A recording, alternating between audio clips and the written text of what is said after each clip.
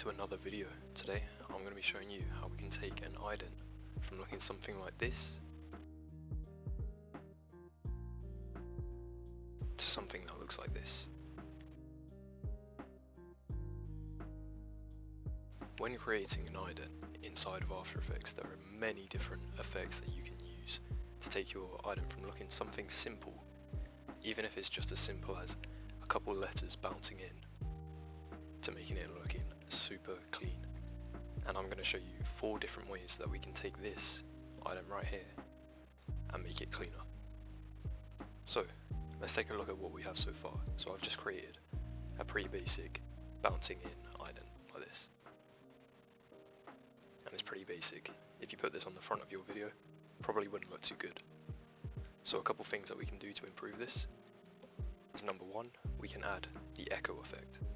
Now I've already done this, but I'll show you how you do it now. We would duplicate our layer.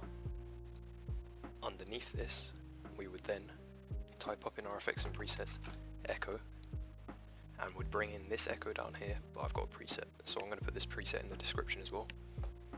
We want the number of echoes to be 90 and the echo time to be minus 0.001.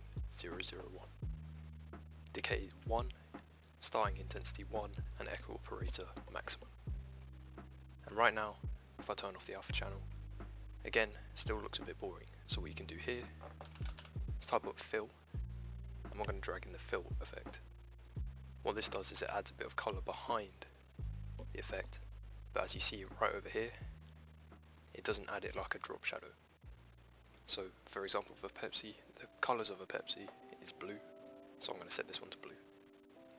However, to make this look even cleaner, what we can do is duplicate this layer, set the one that's in the middle, the number of echoes to 45, and then this one on the bottom, we're going to get the text gradient effect that I've made, and we're going to put that right underneath the echo, but above the fill. Then we get rid of our fill, change the gradient ramp to being a dark blue and a light blue, like that. Then we're going to swap the colours, Control C our gradient, and we're going to get rid of the fill on this layer, and we're going to put our gradient there. On this one, we're going to make it a lighter blue, and again a lighter blue, like that. Let's take a look at how that looks now.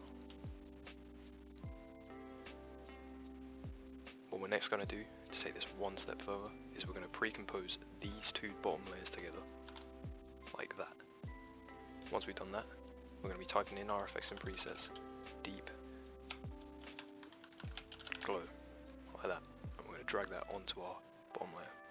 And what you can see is it adds a glow effect to it, and this is a lot better than any other glow effect for text, as it adds more of like an ambient kind of glow, whereas the other ones are more harsh.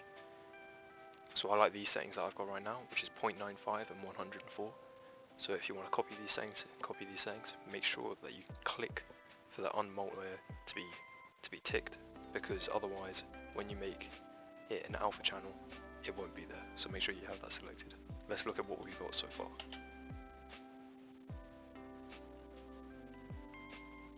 So now we can see that the glow has been applied to the echo layer.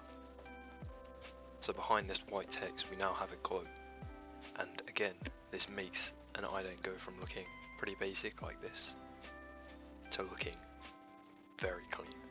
Now another step that we would take from here would then be to add some movement. So we're going to pre-compose these together, set a scale at the start and a scale at the end, like that, and then the one at the start I'm going to set to 110, and the one at the end we're going to keep at 100. And what this will do is, as it scales down, it will make the text scale down too. Let's look at this. So let's take a look. And now we've got a little bit of movement that goes along with this ident. One final step that we could take to make this go from looking pretty basic to looking pretty advanced would be to add a shine. So the easiest way to do this would be go into our bottom pre-comp, Control C our first layer, go back to the pre-comp that we were just in, which is pre-comp 5. In here, we're going to paste our layer, put it on top, get rid of the echo effect, get rid of the gradient ramp, get in our text gradient that we had, then get a fill, and then set the fill at the bottom. Make sure the fill is at the bottom, and once it's at the bottom, set it to white. Or alternatively, you could do it at any color you want, but for now, I'm going to do white. So once you've got it to white, get your pen tool and draw a mask that looks like this. Once you've made this, all you got to do is hit M on your keyboard, set a keyframe for mask path there, go about 15 frames. With the mask selected, move it to the right until it's gone all the way over the text like that. And if we look, what this will do is it will add a shine. So you can always experiment. So say we wanted this to be a blue shine, you could always make it blue. If you wanted to make it a little softer, hit F, give it a bit of feathering.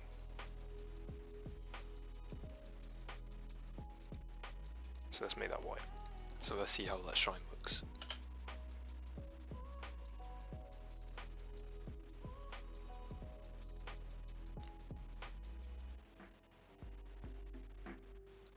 And then we have it. Some simple effects that can take your ident from looking very basic to looking very professional. If you enjoyed watching this tutorial and you want to see more like these, drop a like, make sure that you subscribe and turn on notifications, because I will be posting ident tutorials weekly now, so every week there will be a new ident tutorial. Also, I want to say thank you guys for 1,000 subscribers.